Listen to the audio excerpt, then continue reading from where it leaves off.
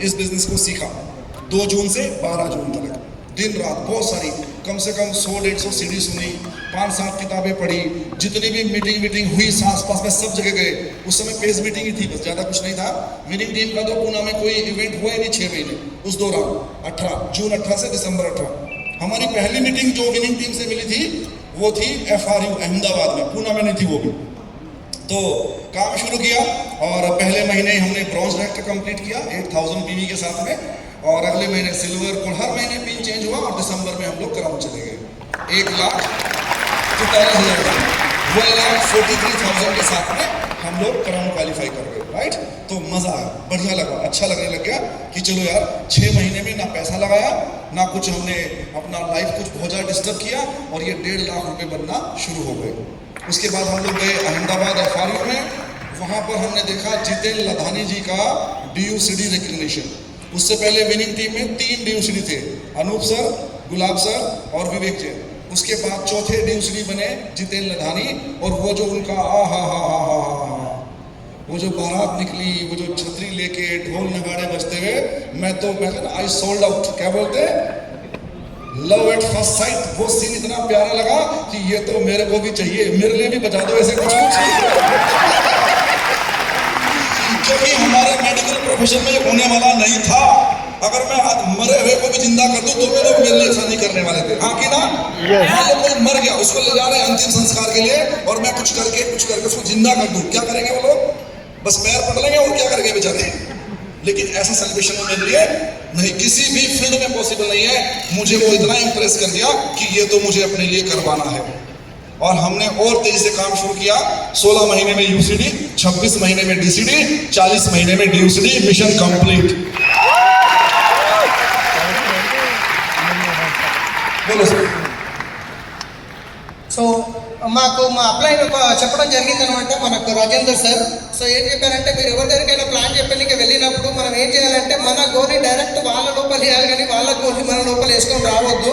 So plan చెప్పేటప్పుడు ఒకవేళ ఆయన ఏమైనా నెగిటివ్ లాంటివి చెప్తున్నాడు అనుకోండి, మీరు ఎక్కడో మీ స్వప్నంలో మన కళలు ఉంటాయి కదా, నా బెంచ్ గాడి, నా ఇల్లు, నా పిల్లలతో నేను కార్లో ఎలా తిరుగుతున్నాను, మీరు అట్లా కళల్లోకి వెళ్ళిపోయిండు. ఎప్పుడైతే అవతల వ్యక్తి చెప్పడం బంద్ చేస్తాడో, అంటే ఆయన పెదవులు కదలడం ఆగిపోతుందో, అప్పుడు మనకు అర్థమవుతుంది ఆయన ఏం చెప్తలేడని. ఓకే సార్, మీరు చెప్పేది కరెక్టే, ఇప్పుడు మళ్ళీ వినండి నాది అని చెప్పి మళ్ళీ మనం మొదలు పెట్టాలి. అంటే ఆ నెగిటివ్ని మనం వినొద్దు అని అంటున్నారు.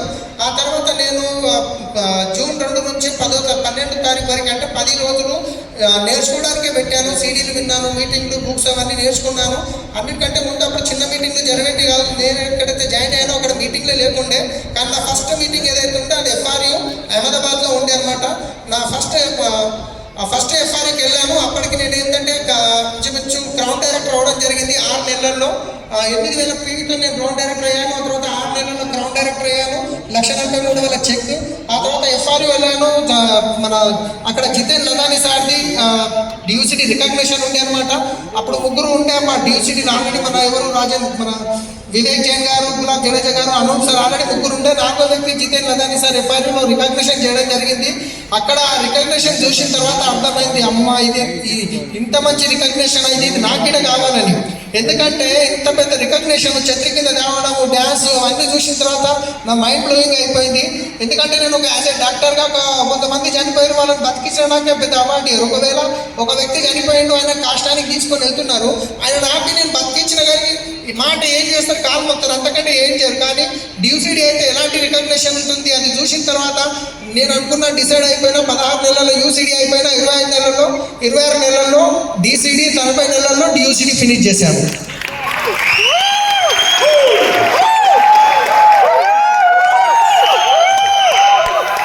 और बिल्कुल वैसा ही सेलिब्रेशन हमारा हैदराबाद में हुआ और अहमदाबाद में हुआ। जो हम सोचिए चले वो हुआ।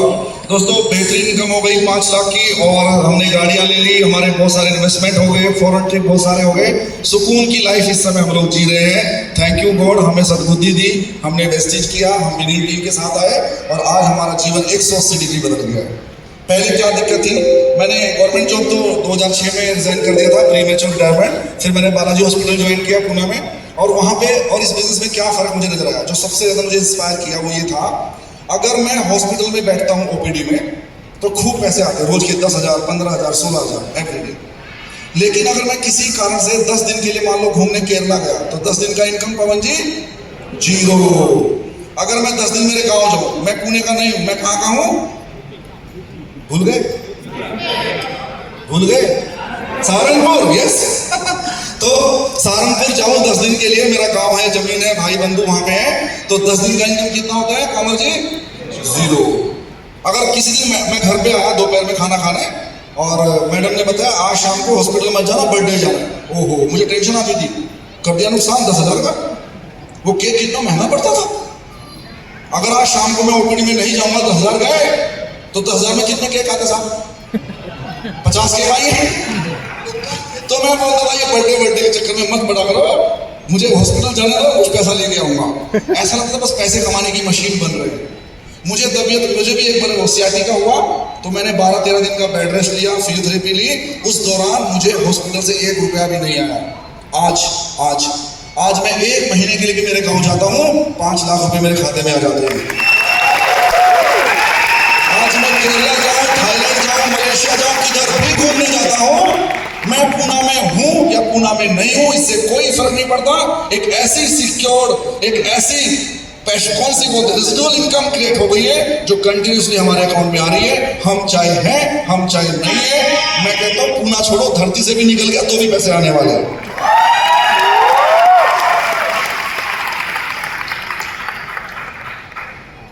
ఎస్ అయితే అలాంటి రికగ్నిషన్ ఆల్రెడీ హైదరాబాద్ లో నేను లాస్ట్ FIR లో తీసుకోవడం జరిగింది. అయితే ఇక్కడ బెస్ట్లకు వచ్చిన తర్వాత కార్డు కొనడం జరిగింది, ఫారెన్ ట్రిప్స్ వెళ్ళి వచ్చాము, ఇంకా 3 లక్షలు తీసుకుంటున్నాము.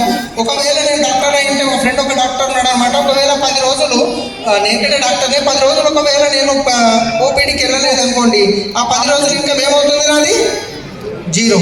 ఒకవేళ నేను 10 రోజులు ఊరికి వెళ్ళిపోయినాను అనుకోండి, ఆ 10 రోజుల ఇన్కమ్ ఏమవుతుంది? 0. సో ఒక బర్త్డే పార్టీలో మా వైఫ్ అనేది ఒక బర్త్డే పార్టీకి పోదామని అంటే, నేను అన్న ఒకవేళ బర్త్డే పార్టీకి పోతే నా 10,000 రూపాయలు ఒక రోజు ఇన్కమ్, ఆ 10,000లో ఎన్నో కేకులు తీసుకోవచ్చు, అవునా కాదా? సో అట్లా అని చెప్పేసి నాకు వెళ్ళే బుద్ధి కాలేదు. కానీ నాకు ఒకవేళ నాకు సయాటికా ప్రాబ్లం వచ్చిందనమాట. ఒక 15 రోజులు నేను బెడ్ రెస్ట్ తీసుకోవాల్సి వచ్చింది. కానీ ఆ 15 రోజుల ఇన్కమ్ నాది 0 ఇన్కమ్ రాలేదు. కానీ నేను ఒకవేళ ఇప్పుడు ఊరికి వెళ్ళిపోయాను అనుకోండి, ఒక నెల రోజులు, నా ఇన్కమ్ మాత్రం 5 లక్షలు అకౌంట్లో పడుతూనే ఉంది. मतलब ये ऐसा होता है, मैं कब बोलता हूँ तालियां कब बजती है, थोड़ा सा लेट कम्युनिकेशन होगा, ऐसा ही होगा। और यहाँ तो फिर भी ठीक है, वहाँ तो कहाँ थे हम आज? गजवेल में तो ऐसा ही था, और संगारेड्डी में भी ऐसा ही था कि हम पहले बोलते थे, फिर ट्रांसलेटर ट्रांसलेट करता था, फिर ताली बजती थी, फिर हमको बाद में हंसना पड़ता, हाँ मैंने अच्छी बात बोली। चलो कोई बात नहीं, with the help of Salim ji at least I can, मतलब मैं सेमिनार तो कर सकता हूँ यहाँ पे आके। नहीं तो केरला में कैसे होगा मुझे समझ नहीं आ रहा। वो बुला रहे हैं मुझे, क्या नाम उनका, अपने साइंटिस्ट जो बुला रहे हैं कि अगला टर्न हमारे यहाँ पे। एनीवे करेंगे। सो कहाँ पे थे? पैसिव इनकम सबसे बेस्ट, मतलब कि मैं कहता हूँ ये आपको अमर कर देगा। मरने के बाद भी पैसा है तो अमर हुए कि नहीं हुए बताओ मुझे आप। अभी जिसने मुझे ज्वाइन कराया, क्या नाम था उनका? राजेंद्र जीत कर जी। वो मुझे पैसिव इनकम दिखा रहे थे, मैंने कहा बात सही है। आज वो ही चले गए इस दुनिया से। वो सरकारी बैंक में थे, महाराष्ट्र बैंक में थे, असिस्टेंट मैनेजर, 25 साल नौकरी करी। तो थैंक गॉड कि गवर्नमेंट बैंक था, इसलिए 20,000 रुपये पेंशन आ रही है। अगर प्राइवेट बैंक होता, axis bank, city bank, ICICI bank, क्या पेंशन आती कामर साहब? 0 आती थी। 25 साल काम किया, 20,000 पेंशन आ रही है। यहाँ पर सिर्फ 2.5 साल काम किया, 7.5 लाख रुपए महीना आ रहे हैं। चले गए वो बेचारे आज, वो हमारे साथ नहीं है आज, लेकिन 7.5 लाख रुपए। बेटा पढ़ने लंदन गया हुआ है, बेटी की शानदार शादी हो गई है, बढ़िया घर बढ़िया गाड़ी हो गई है, फाइनेंशियल टेंशन नहीं है। दीदी कह रही है, अगर मंशा दीदी कह रही थी कि अगर उन्होंने वेस्टेज ना किया होता तो या तो मुझे गांव जाना पड़ता या मुझे खुद इस उम्र में नौकरी करनी पड़ती at the age of 54, right. 54 साल की उम्र में बच्चों को पालने के लिए नौकरी करनी पड़ती थी। थैंक गॉड ऐसा बिजनेस उन्होंने किया, आज उनको नहीं उनके बच्चों को भी नौकरी की जरूरत नहीं पड़ेगी, राइट। Yes sir. అయితే చనిపోయిన తర్వాత కూడా డబ్బులు అనేది రావడం జరుగుతుంది. ఇక్కడ రాజేందర్ చిత్కర్ గారు నా అప్లైన్ నాకు బిజినెస్ చూపించేటప్పుడు చెప్పారన్నమాట పాసివ్ ఇన్కమ్ గురించి అని. కానీ ఆయన ఆల్రెడీ చనిపోవడం జరిగింది. చనిపోయినాక కూడా డబ్బులు వస్తున్నాయి. 25 సంవత్సరాలు ఒక జాబ్ చేయడం వల్ల, అది గవర్నమెంట్ జాబ్ కాబట్టి 20,000 పింఛన్ అయితే వస్తుంది. ప్రైవేట్ జాబ్ అయితే అది గిట్ట వచ్చేది కాదు. కానీ ఇంచుమించు 2.5 సంవత్సరాలు వెస్టిల్లో చేయడం జరిగింది. ఆ తర్వాత ఆయన చనిపోయారు. కానీ ఈరోజు వాళ్ళ ఇంటికి 7,50,000 రూపాయలు ప్రతి నెల ఇన్కమ్ వస్తుంది. ఒకవేళ ఆమె మంజుషా దీది అంటుందన్నాడు, ఒకవేళ రాజేందర్ జిత్కర్ గారు కనుక వెస్టీజ్ బిజినెస్ స్టార్ట్ చేయకుంటే ఇప్పుడు 54 సంవత్సరాల వయసులో నాకు పిల్లల గురించి జాబ్ చేయాల్సి వస్తుండే, లేదంటే ఊరికి వెళ్ళిపోవాల్సి వస్తుండే అని మా అప్లైన్ అనడం జరిగింది. राइट, तो कितना सही बिजनेस है. अब मैं आपको बोलता, ये तो ही हमारी सारी जिम्मेदारी पूरी हो गई. सब भाई बहन की सबकी शादियां हो गई, सेटलमेंट हो गया, पढ़ाई करा दी, बच्चों की पढ़ाई हो रही है और उनके लिए जो भी चाहिए शादी के सब मैंने इन्वेस्ट किया. बहुत सारा SIP जमीनें ले ली, बहुत बढ़िया काम हो गया. 2 गाड़ी आ गई, बहुत शानदार सा घर बन गया. तो क्या क्या नहीं हो गया इस बिजनेस के जरिए. हम लोग सच्चे दिल से भगवान का धन्यवाद करते हैं. सद्बुद्धि आई और हमने बिजनेस किया. अब आगे चलते हैं. हमारे लिए तो हो गया, आपका क्या. आप इसलिए थोड़ी आएगी आपका सुने, आप इसलिए आगे हमारा कुछ करा के जाओ. त्यागी जी, यस, ये काले काले कोट वालों का तो हो गया. वो पीछे बैठ रहे जो व्हाइट शर्ट में, उनका नहीं हुआ ना अब तक. सलीम जी, इसलिए तो मैं आया हूं. अब सुनो, गुरु मंत्र नंबर 1, शाम की चाय अपने घर पे पीना बंद कर दीजिए. शाम की चाय गारंटेड किसी दूसरे घर में पीना है. क्या फायदा होगा. दूध बचेगा, चीनी पत्ती चाय बचेगी, है ना, नहीं बचेगा, बिस्किट भी बचेंगे. ये तो बहुत छोटी बातें हैं. बिजनेस बहुत बड़ा हो जाएगा. बिजनेस बहुत बड़ा हो जाएगा. अब जब आप प्लान दिखाने जाओगे, सामने वाला बंदा ना भी बोलेगा, हाँ कि ना. और इस ना ने इतने हजारों लाखों लोगों को इस बिजनेस में इनएक्टिव कर दिया, इस बिजनेस से बाहर कर दिया. क्योंकि जब कोई सामने वाला ना बोलता है, हमारे मन में एक गलत विचार आता है कि शायद मैं अच्छा काम नहीं कर रहा हूं. क्या विचार आता है. फिर दूसरे बंदे ने ना किया तो वो विचार और मजबूत हो जाता है, शायद मैं अच्छा काम नहीं कर रहा हूं. तीसरी जगह से ना मिलती है तो आपके मन में ये विचार पूरा स्ट्रॉन्ग हो गया, शायद मैं अच्छा काम नहीं कर रहा हूं, कल से मैं इसको बंद कर दूंगा. इस तरह से हजारों लाखों लोगों ने वेस्टीज को बाय बाय करके अपनी नौकरी पे लग गए. आज मैं आपको बताऊंगा, ना से बिल्कुल घबराना नहीं है. लोग ना क्यों करते इसको आज समझ जाओगे तो आप BUCD गारंटेड जाओगे अगले 1 से 2 साल के अंदर. अभी एक कामर साहब मेरे घर पे आए. मैं सबसे पहले हैदराबाद में मेरी किससे दोस्ती हुई थी, वो कामर साहब है. आपको याद है, आपने मुझे हैदराबादी बोल के दिखाई दी. हम लोग बहुत देर तक हंसते रहे थे. पुणे के गोकराम 2019 में. यस, वो तब साथ में थे. उसके बाद क्या हुआ, कामर साहब हमारे घर में आए. हमने इन्हें गुलाब जामुन ऑफर की. ये बोले नक्को नक्को नक्को.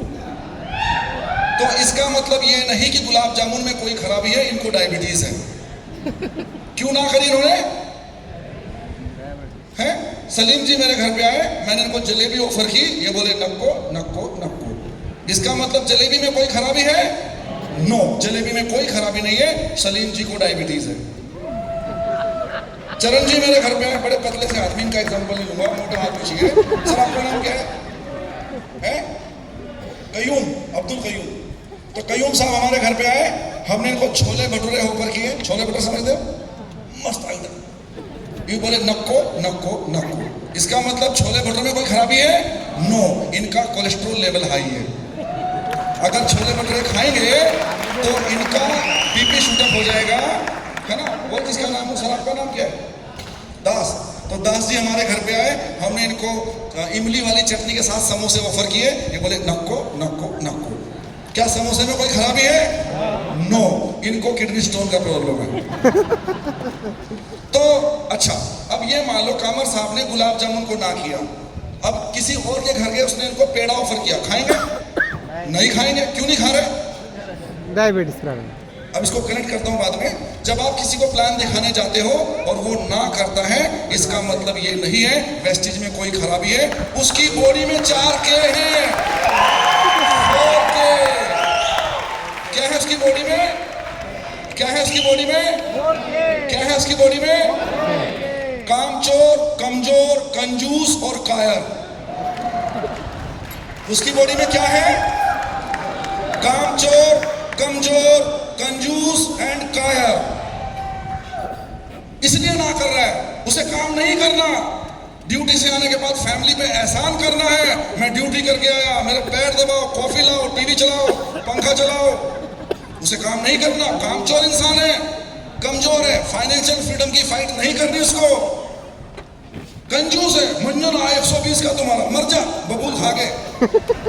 उसके दिमाग में सिर्फ 40 रुपए का बबूल बैठा है। उसको ये नहीं दिखता कि गैनोडर्मा 180 का लाएगा तो क्या हो सकता है। बबूल वाले साइकिल चला रहे हैं, गैनोडर्मा वाले मर्सिडीज चला रहे हैं। हाँ कि ना? कायर है, कायर। ज्यादा काम नहीं करना उसको, मतलब फाइट करनी नहीं है। कायर, एकदम हिम्मत हार जाता है, एकदम हार मानने वाले व्यक्ति को बोलते हैं कायर। तो जब आप किसी को प्लान दिखाने जाते हो, अगर वो ना करे, इसका मतलब ये बिल्कुल नहीं है दोस्तों आपके बिजनेस में कोई खराबी भी है, हमारे वेस्टिज में कोई खराबी है। उसकी बॉडी के अंदर 4K है, इसलिए ना कर रहा है। अब मुझे बताओ, अगर कामर साहब को मैंने देखा जिन्होंने वेस्टिज को ना किया, उन्हें अगर आप कोई दूसरा बिजनेस भी ऑफर करोगे उसको भी ना करने वाले हैं। मैंने खुद प्रैक्टिकली करके देखा है। मैंने एक बंदे को 6 बिजनेस ऑफर किया, चरण जी 6। मैं टाटा एनर्जी का लगा ले, विंड मिल, एक गुंठा जमीन, 100 गज जमीन ले ले, 30 लाख की वो आएगी घूमने वाली। 30 लाख की जमीन कितना हैदराबाद में? 100 गज 30 लाख, आउटर पे, सिटी में तो पता नहीं कितना। तो 60 लाख में तेरा विंड मिल लग जाएगा, सरकार बिजली खरीदेगी, महीने के तेरे 1.5-2 लाख बनेंगे। उसमें भी उसने 10 कमियां निकाल दी। टाटा साहब भाग गए तो, टाटा साहब भाग गए तो, अरे मोदी भाग सकता, टाटा नहीं भागेगा भाई, खून में है वो, राइट। तो मैंने उसको 10 बिजनेस के ऑफर दिए, उसने 10 के 10 बिजनेस में कोई ना कोई कमी निकाल के मना कर दी। जैसे अगर किसी को डायबिटीज है तो वो सिर्फ गुलाब जामुन को ना नहीं करेगा, वो रसगुल्ले को भी ना करेगा, हाँ कि ना? वो जलेबी को भी ना करेगा, वो पेड़े को भी ना करेगा, वो लस्सी को भी ना करेगा, वो दुनिया की हर मिठाई को ना करेगा। जिनकी बॉडी में 4K हैं, वो सिर्फ वेस्टिज को ना नहीं करते, वो दुनिया के हर बिजनेस को ना करने वाले हैं। ఎస్ సో నా సెటిల్మెంట్స్ అయితే మొత్తం అయిపోయినాయి. బిజినెస్లోకి వచ్చిన తర్వాత నేను కార్ తీసుకున్నాము, ఫారెన్ ట్రిప్స్ వెళ్ళాము, బంగారం కొన్నాము, ప్లాట్లు కొన్నాము, ఇల్లు కొన్నాము, ఎస్ఐపీలు చేశాము. ఆల్మోస్ట్ అందరు మా పెళ్ళిళ్ళు, మా తమ్ముళ్ళ పెళ్ళిళ్ళు, అందరి సెటిల్మెంట్స్ అయిపోయినాయి. సరే అది మొత్తం అయిపోయింది. మరి మీది కావాలి, మీది కూడా కావాలి కదా. సో ఇప్పటికంటే మీరు ఏం చేయండి అంటే, రాత్రి టీ ఏదైతుందో, సాయంత్రం ఏదైతే ఇంట్లో టీ తాగుతారు కదా, అది మీ ఇంట్లో తాగకండి, మీ ప్రాస్పెక్ట్ ఇంట్లో తాగండి. సో దానివల్ల మీ బిజినెస్ పెరుగుతుంది, రైట్. ఎదుటి వ్యక్తి నో అన్నాడంటే మనకు అనిపిస్తుంది నేనేదో తప్పు పని చేస్తున్నానేమో అని అనిపిస్తుంది. ఒక వ్యక్తి చెప్పిన నో అనిపించింది, అరే నేను పొరపాటు చేస్తున్నాను. రెండో వ్యక్తి నో అన్నాడు, నేనేదో తప్పు చేస్తున్నాను, అట్లా అనిపిస్తుంటుంది. కానీ అట్లా అనిపిస్తుంది అంటే తప్పు వాళ్ళది. ఎందుకంటే ఇప్పుడు ఎగ్జాంపుల్, ఇక్కడ ఖమర్ భాయ్ ఉన్నారు, ఇప్పుడు ఆయనకు గులాబ్ జామున్ ఇచ్చినాం అనుకోండి, గులాబ్ జామున్ నాకు వద్దు అన్నాడు అనుకోండి, అప్పుడు గులాబ్ జామున్ ఏమన్నా మిస్టేక్ ఉందా? లేదు. ఖమర్జీకు షుగర్ ఉంది కాబట్టి వద్దంటున్నారు, ఎగ్జాంపుల్ చెప్పారు, ఆయన షుగర్ లేదు. సో ఇక ఆయనకు పొరపాటు గులాబ్ జామున్లో లేదు, ఆయనకు షుగర్ ఉంది కాబట్టి నో అంటున్నాడు. సో సలీం గారి గిట్ట నేను ఇంకా గులాబ్ జామున్ ఇచ్చాను అనుకోండి, ఆయన గిట్ట నో అంటున్నారు అంటే గులాబ్ జామున్లో పొరపాటు లేదు, ఆయనకు షుగర్ ఉంది కాబట్టి ఆయన నో అంటున్నారు. ఇప్పుడు చోలే భటూరా ఉంది, ఇప్పుడు చోలే భటూరా ఇచ్చిన దాస్ గారికి ఆయన వద్దన్నాడు అనుకోండి, సో ఆయన ఎందుకు చోలే భటూరాలో మిస్టేక్ లేదు, తప్పు లేదన్నో, కానీ ఆయనకు కొలెస్ట్రాల్ ఉందని చెప్పేసి ఆయన నో అంటున్నాడు. మీరు గిట్ట ఎవరికైనా బిజినెస్ కి ప్లాన్ చెప్పడానికి పోయినప్పుడు వాళ్ళు వద్దంటున్నారంటే పొరపాటు బిజినెస్ కాదు, వాళ్ళ లోపం ఉంది కాబట్టి వాళ్ళు వద్దంటున్నారు. వెస్టింగ్లో ఎలాంటి లోపం లేదు. సో దాని గురించి కొడితే గట్టి కొట్టండి సార్, అర్థమైపోయింది.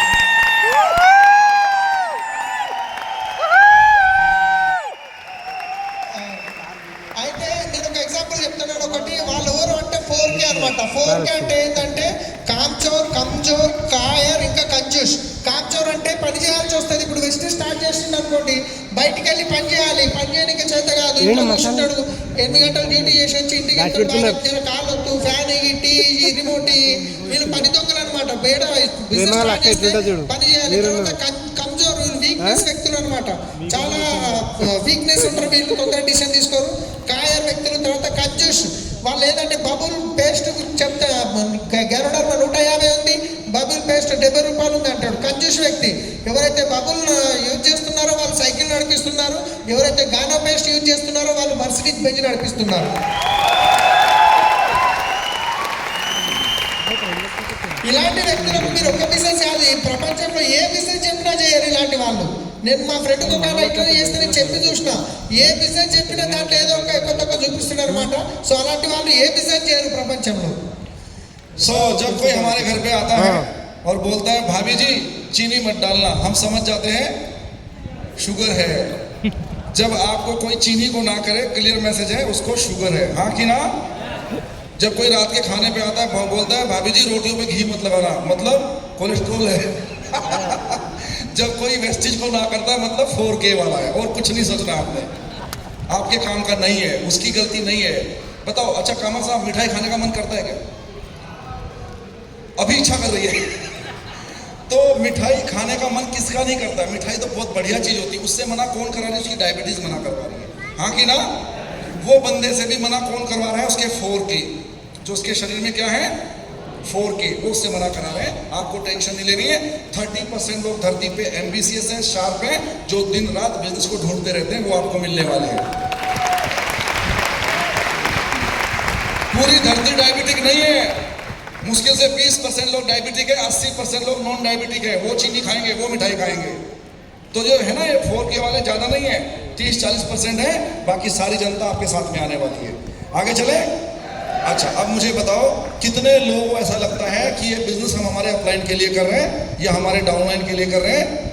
किसी को लगता है? नो. ये बिजनेस आप किसके लिए कर रहे हो? खुद के लिए कर रहे हो. जब आप कामयाब हो जाओगे, सारे रिवार्ड, सारा पैसा, सारी कारें किसको मिलेंगी? आपको मिलेंगी. अभी श्रीनिवास जी कामयाब हो गए, मर्सिडीज किसको मिली? पैसा किसको मिल रहा? 15 लाख महीना. वो इतना सारा गोल्ड किसके लिए लाए थे? उनको ही मिला, सपना जी को. वो हैदराबाद के चारों तरफ 4 प्लॉट किसने, किसके लिए? उनको मिले. ठीक है, तो आप ये बिजनेस किसके लिए कर रहे हो? मेरे लिए. तो आज मैं आपको एक छोटी कहानी सुनाता हूँ. ऐसा बिल्कुल मत सोचना कि मैं ये बिजनेस अपने लिए नहीं कर रहा, काम करूंगा तो अपलाइन को पैसा जाएगा, मैं काम करूंगा उसकी मर्सिडीज आएगी. ऐसे गंदे विचार, ऐसे दूषित विचार मन में बिल्कुल भी मत लाइएगा. एक मिस्त्री था, मिस्त्री मतलब जो घर बनाने वाला, करेक्ट, राजमिस्त्री. तो वो मिस्त्री जो है, कैसा रहा ट्रिप आपका? बेलगाम बलगाम सब जगह जाके आए. वाह, फोटो देख रहे थे हम आपके. सो एक मिस्त्री था, वो एक बिल्डर के यहाँ काम करता था. एक नंबर हार्ड वर्किंग पर्सन, एक नंबर ईमानदार आदमी. बिल्डर उसको बहुत पसंद करता था. तो 25-30 साल काम करने के बाद मिस्त्री बोला अब मुझे अपने गांव जाना है. वो बोला, उसको तो एकदम बिल्डर को तो झटका लग गया, इसके बिना मेरा काम चलेगा नहीं एक दिन भी, ईमानदार आदमी है, आंख बंद करके भरोसा कर लो. तो वो बोला कि क्यों भाई, कोई सैलरी कम है? बोला नहीं सैलरी कोई बात नहीं है. मेरी कोई बात बुरी लग गई? नहीं नहीं, बात की भी, आप तो बहुत अच्छे इंसान हो. यानी कोई रीजन नहीं, फिर भी उसको अपने गांव जाना. तो बिल्डर ने उसको बहुत रिक्वेस्ट की, वो नहीं माना, बहुत रिक्वेस्ट की, नहीं माना.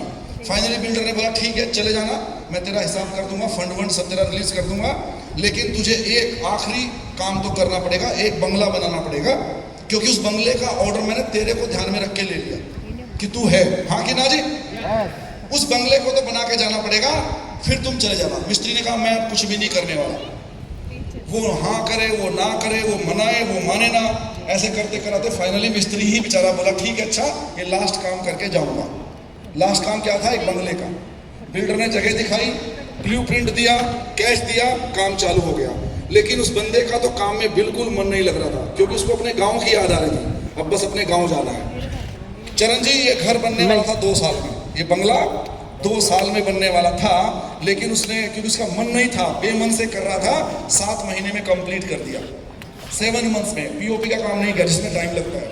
अच्छी सारी टाइल्स नहीं मंगवाई, अच्छे लकड़ी के दरवाजे नहीं मंगाए, जो रेडीमेड मिल गए लाके लगाए, जो कुछ बस फटाफट फटाफट. और बिल्डर को फोन किया कि सर मकान बन गया है, आके देख लो. बिल्डर आया, मिस्त्री ने चाबी दी, देख लो कोई कमी हो तो बताइए. तो बिल्डर ने वो चाबी वापस मिस्त्री को दी और बोला दोस्त ये मैंने तुझे गिफ्ट में देने के लिए बनवाया है. Oh my God. वो मिस्त्री इतना पछताया, काश मुझे पहले पता होता कि ये घर मेरे लिए बन रहा है तो मैं इसे बहुत अच्छे से बनाता. उस बेचारे को तो मालूम नहीं था कि वो घर उसके खुद के लिए बन रहा है. आप में से किसको नहीं मालूम कि आप ये बिजनेस आपके खुद के लिए कर रहे हो? सबको मालूम है कि नहीं? उसने आधे मन से इसलिए काम किया, उसको मालूम नहीं था ये घर उसके लिए बन रहा है। आप आधे मन से काम क्यों करते हो जब आपको मालूम है बिजनेस आप अपने लिए कर रहे हो, अपने लिए कर रहे हो? तो इसको पूरे मन से करना चाहिए।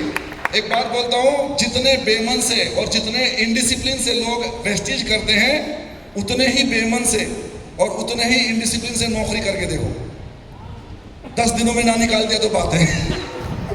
इसका उल्टा भी बोलता हूं, जितने मन से और जितने डिसिप्लिन से नौकरी करते हो, उतने ही मन से उतने ही डिसिप्लिन से वेस्टेज करके देखो, 10 गुना पैसा नहीं आया तो मेरा नाम बदल देगा। क्या कमिटमेंट रहता लोगों का, बाप रे क्या कमिटमेंट रहता नौकरी के लिए। सैलरी कुछ भी हो, 10,000 भी हो सकती है, 1 लाख भी हो सकती है, बट कमिटमेंट इज सेम। वो 10,000 वाला भी, मैं बोलता हूँ ड्यूटी जाने के टाइम पे अगर उनका साला आ जाए तो बोला तू बैठ मैं ड्यूटी जा रहा हूँ, हाँ कि ना? और यहाँ पे फोन करते हैं सर मैं मीटिंग नहीं आ सकता मेरा साला आया हुआ है। तेरी नौकरी के टाइम पे तो जाते हो, इधर आने के बहाने मारते हो। बारिश आए तो बोलते हैं बारिश आ गई मैं नहीं आ सकता मीटिंग, लेकिन ड्यूटी पे जाता है, पता नहीं रेन कोट पहन के क्या क्या लगा के जाता है। हमारे यहाँ एयरफोर्स में तो और भी बुरा हाल था, बहाना भी नहीं मान सकते। गवर्नमेंट ने सब कुछ दिया था, रेन कोट भी सरकारी। आप कोई भी कंडीशन में 7:15 को आपको अपने ऑफिस में होना पड़ेगा। तूफान आए, साला आए, वाइफ के ऊपर बॉक्स गिर गया तो भी जाना है। हाँ बॉक्स गिर गया एक बार पूनम के ऊपर, मैं फिर भी गया। यस, एक मिनट, अगर आप बीमार भी हो तो भी 7:15 जाना है। हाँ ऑफिस नहीं जाना, हॉस्पिटल जाना है। हॉस्पिटल से रिपोर्ट जाएगी, बंदे ने रिपोर्ट यहाँ पे कर दिया, अटेंडेंस लगा दो। इतना बुरा हाल है, ठीक है? और लोग यहाँ पे बहाने मार दो। सलीम जी ఎస్ మా ఇంటికి ఇంతకుముందు వేరే వాళ్ళు ఎప్పుడైనా వచ్చినప్పుడు మా వైఫ్ చాయ్ పెట్టడానికి పోతుంటే వాళ్ళు అనేవాళ్ళు చాయ్ బాబీజీ కొంచెం చక్కెర తక్కువ, షుగర్ తక్కువ చేయండి అంటే మాకు అర్థమైపోతుండే ఇతనికి షుగర్ ఉందని చెప్పేసి, రైట్? వెస్టీజ్లో కూడా ఎవరైనా నో అన్నారంటే మీకు అర్థం చేసుకోండి అతనికి 4K అని చెప్పి అర్థం చేసుకోండి. ఈ ప్రపంచంలో 20% పీపుల్ ఎవరైతే ఉన్నారో డయాబెటిక్ ఉన్న వాళ్ళు ఉన్నారు, 80% పీపుల్ అయితే వెతుకుతున్నారు మాకు ఏదైనా అవకాశం దొరుకుతుందని చెప్పేసి. అలాంటి వాళ్ళకి మనం అప్రోచ్ అయిపోవాలి. ఆ తర్వాత ఈ బిజినెస్ ఎవరి గురించి చేస్తున్నారు? మీ గురించి చేస్తున్నారా, మీ అప్లైన్ గురించి చేస్తున్నారా? బిజినెస్ మీ గురించి చేస్తున్నారా, అప్లైన్ గురించి చేస్తున్నారా? సో చెక్ వస్తే మీకు వస్తుందా, అప్లైన్కి వస్తుందా? కార్ వస్తే మీకు వస్తుందా, అప్లైన్కి వస్తుందా? సో చాలా మంది అనుకుంటారు నేను చేస్తే నా అప్లైన్కి వస్తుందని చెప్పి. చెడు స్వభావం ఏదైతుందో అది తీసేయండి. ఒక చిన్న స్టోరీ చెప్తాను. ఒక మేస్త్రి ఉండే అనమాట, చాలా నమ్మకమైన మనిషి, చాలా కష్టపడే వ్యక్తిత్వం గల వ్యక్తి, చాలా మంచిగా పనిచేస్తుండే. అయితే ఆయన ఒక బిల్డర్ దగ్గర 20 సంవత్సరాలు పనిచేసిండు. ఆ తర్వాత ఆయనకు సడన్గా అనిపించింది ఎందుకో ఊరికి వెళ్ళిపోవాలనిపించింది. అనిపించిన తర్వాత నిర్ణయం తీసుకున్నాడు. ఆ తర్వాత బిల్డర్కి చెప్పిండు అనమాట, సార్ నేను మా ఊరికి వెళ్ళిపోతున్నా అని.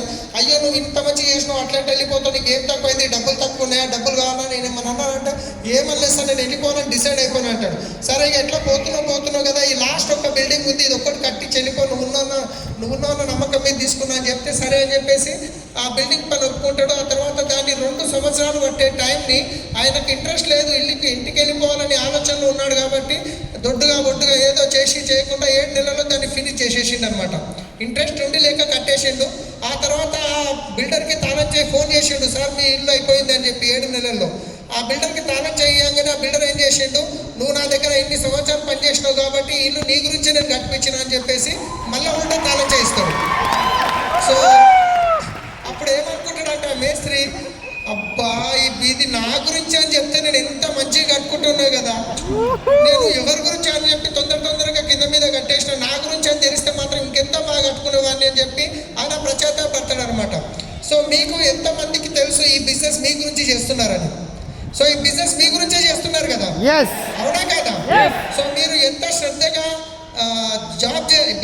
మీరు ఎంత అశ్రద్ధగా బిజినెస్ చేస్తున్నారో అదే అంత అశ్రద్ధగా జాబ్ చేస్తే మీ జాబ్ ఉంటుందా, పోతుంది, అవునా కాదా?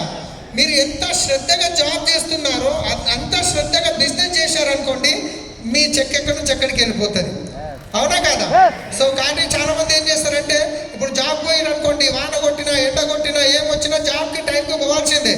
కానీ మరి మీటింగ్ రావడానికి మాత్రం సార్ మా బామ్మర్ది వచ్చిన ఇంటికి నేను రాను, రైట్? అట్లా కుదురుతుందా? కుదరదు. ఎందుకంటే మనం జాబ్లో బామ్మర్ది వచ్చినా వైఫ్ మీద పెద్ద బాక్స్ పడ్డా జాబ్ మాత్రం పోవాల్సిందే.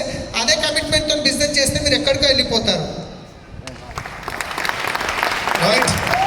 तो ये बिजनेस हम हमारे लिए कर रहे हैं, पूरे मन से करो, पूरे दिल से करो. आपको जब ये बिजनेस हो जाएगा ऐसी फीलिंग आएगी कि इतना तो मैंने काम भी नहीं किया जितना तू दे रहा है अभी. भगवान को ऐसा बोलोगे, ऊपर वाले को ऐसा बोलोगे, इतना तो मैंने काम भी नहीं किया जितना आप मुझे अभी दे रहे हो. तो इसको मन से करिए. अच्छा, एक बात बोलना चाहता हूँ, वेस्टेज बिजनेस करने का सर्वश्रेष्ठ टाइम इस समय चल रहा है, नवंबर तक. क्या है नवंबर तक? इतने बढ़िया बढ़िया, मुझे 6 साल हो गए वेस्टेज के अंदर, 6 सालों में इतने बेहतरीन 20-20 करोड़ तक का पूल आपको दिया है. हाँ कि ना? अगर ये समय निकल गया, दिसंबर का महीना आ गया, फिर बाली सर को बोलोगे मेरे को भी चाहिए, तो बोलेंगे अब नहीं मिलेगा. हाँ कि ना? तो इसके लिए एक छोटी स्टोरी है, कनेक्ट करूंगा मैं आपको उसके साथ में. एक बंदा था, उसकी जॉब चली गई, उसके भाई ने कहा अमेरिका आ जा, मैं संभाल लूंगा. उसने यहाँ पे सब सेटलमेंट किया, मकान छोड़ा, सब करके वीज़ा लगाया, टिकट लिया, सारा पैसा खर्च हो गया. उसकी जेब में लास्ट में 50 का नोट बचा, 50 रुपीज़. और जाके वो एयरपोर्ट पे पहुँच गया, ये सोच के कि वहाँ पे भाई है, वो संभाल लेगा. अब वो एयरपोर्ट पे घूम रहा था, फ्लाइट की बोर्डिंग में टाइम था, तो उसने रेट देखे, चरण जी पानी की बोतल 100 रुपये की, चाय 150 रुपये की, समोसा 200 रुपये का. बोला क्या लूट मची है. उस बंदे ने फिर वो जहाज में बैठ गया. 19 घंटे की यात्रा है, जहाज चला सुबह 7 बजे, 9 बजे एयर होस्टेस आई चाय नाश्ता लेके. उसके दिमाग में क्या विचार आया, ये तो और भी महंगा होगा, एयरपोर्ट पे ही इतना महंगा था, अब तो हम हवा में चल रहे हैं. तो उसने पूछा क्या लेंगे नाश्ते में. बोला नहीं बहन जी मैं तो खा के आया. ओके, आगे चले गए. लंच टाइम में फिर से ट्रॉली आई, सर क्या लेंगे, वेज नॉन वेज. बोला नहीं बहन जी मैं तो खा के आया. बहन जी ने भी देखा कितना खा के आया, अब तक चल रहा है. उसके बाद शाम के टाइम आते आते उसके पेट में चूहे कूदने लगे, मतलब भूख भड़क गई. अब क्या करें, तो बड़ी हिम्मत करके पूछा कि अच्छा ये 1 कप चाय और ये 1 बिस्किट का पैकेट कितने का पड़ेगा. एयर होस्टेस ने बोला कितने का नहीं पड़ेगा, यहाँ पे सब फ्री होता है. सब फ्री. तेरी फिर पहले मेरा ब्रेकफास्ट लाओ, फिर मेरा लंच लाओ, फिर मैं तुम्हारी चाय पीऊंगा, नहीं तो नहीं पीऊंगा. एयर होस्टेस बोली सर देखो वो तो टाइम चला गया, अभी चाहो तो 3-4 चाय पी लो, 3-4 बिस्किट के पैकेट ले लो. एक बार दिसंबर आ गया, कितना भी रोना गिड़गिड़ाना, बाली सर दूसरा ऑफर देने वाले नहीं है. अभी करो 20-20 करोड़ में से हिस्सा मिलने वाला. अरे पिताजी के पास छोटी सी प्रॉपर्टी होती है और वो बोलते हैं कि आज मैं बंटवारा कर रहा हूँ, आप 2000 किलोमीटर से भी भाग के जाते हो, कितना हिस्से में आएगा. बोला 1 बीघा आई. अरे यहाँ बाली सर 20 करोड़ में हिस्सा देने वाले, आप काम नहीं कर रहे हो यार. 20 करोड़ में से हिस्सा मिलेगा. सोच के कितनी बड़ी बात लगती है. जैसे समझो पिताजी प्रॉपर्टी बांट रहे हैं, ऐसा मान लो ना. तो 20 करोड़ का पूल है, 2 करोड़ का पूल है, कितने सारे पूल हैं. तो आपको ये पैसे को करना है, लेना है. इसी समय सही समय चल रहा है. करना क्या है, देखो आपने प्लान सुने हैं सीनियर लीडर से. कोई बोलता होगा फ्रेंचाइजी बिजनेस है, हाँ कि ना. कोई बोलता है कंज्यूमर एम्पावरमेंट का बिजनेस है, कोई बोलता है डायरेक्ट सेलिंग का बिजनेस है. अलग अलग मैंने तो इसको बहुत तरीकों से अध्ययन किया. आज आपको एक नया तरीका बताता हूँ. करना इम्प्लीमेंट, अपलाइन से पूछ के, मेरे से जान के सुन के नहीं. तो क्या था, मेरे को ऐसा लगता है बाली सर ने एक ऑफर दिया है भारत की मार्केट में कि वेस्टेज के बारे में मार्केट में नेगेटिविटी है, नेगेटिविटी दूर करो, पैसा ले जाओ. 10 लोग की दूर करो 1000 रुपये महीना, 100 लोग की दूर करो 10,000 रुपये महीना, 1000 लोग की नेगेटिविटी दूर करो 1 लाख रुपये महीना, और 10,000 लोग की नेगेटिविटी दूर करो 10 लाख रुपये महीना. यही तो है प्लान, यही तो है प्लान. और क्या प्लान है, वेस्टेज के बारे में समाज में नेगेटिविटी है, आपको काम दिया गया है उस नेगेटिविटी को दूर करो और पैसा ले जाओ. 10 लोग की दूर करी 1000 रुपये महीना, 100 लोग की दूर करोगे 10,000 रुपये महीना, 1000 लोग की दूर कर दोगे नेगेटिविटी 1 लाख महीना, और 10,000 लोग की दूर कर दोगे तो 10 लाख रुपये महीना. अब इस सलीम जी का चेक पिछले महीने 11.5 लाख का है, क्योंकि 15 लाख लोग की नेगेटिविटी दूर कर दी. हाँ कि ना. और ये तो इनके टीम में पता नहीं और कितनों को भी आया है इतना, 10-10, 12-12, 15-15 लाख के चेक आ रहे हैं. तो ये बिजनेस क्या है, दूसरों की नेगेटिविटी दूर करने का बिजनेस है. राइट. चलो ये था हमारा स्टोरी पार्ट जो हमने बताया शुरुआत से लेकर ड्यूसली तक. बाकी सेकंड पार्ट में बात करेंगे. इस बिजनेस में पूनम मेरे साथ रही डे 1 से, आज तलक। इससे पहले भी हुई होंगी यहाँ पर ना, क्या है आज ईडीएस, इससे पहले ईडीएस हुई है, यस। हस्बैंड आए, वाइफ भी आई थी।